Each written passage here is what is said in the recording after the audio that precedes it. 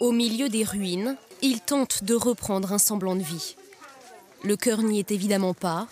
Le quotidien toujours trop difficile, un mois après le terrible séisme qui a frappé leur pays. Devant les temples bouddhistes, les habitants affluent, prient pour espérer un avenir meilleur, mais l'angoisse est toujours très présente. Ici, on est toujours très effrayé, parce qu'il continue d'y avoir des secousses, même un mois après le séisme. Beaucoup de maisons sont fissurées, endommagées, et les gens vivent dans les tentes. Des tentes montées dans les jardins publics au lendemain du séisme et toujours investies par des familles entières. Il faut vivre avec les moyens du bord, mais eux au moins sont en bonne santé. Ce jeune homme n'a pas eu cette chance. Pris au piège pendant près de 4 jours sous les décombres, il a dû être amputé.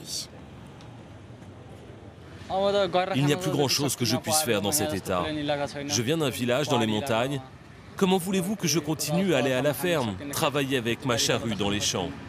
Des habitants qui doivent réapprendre à vivre et des rues toujours envahies par les engins de chantier un peu partout dans le pays.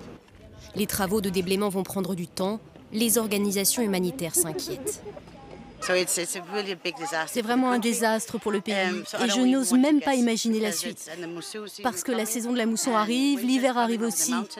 Depuis le séisme, suivi par une violente secousse le 12 mai dernier, ce sont plus d'1 demi-million de logements qui ont été détruits. Le bilan humain est très lourd. Près de 9000 personnes sont mortes dans la catastrophe.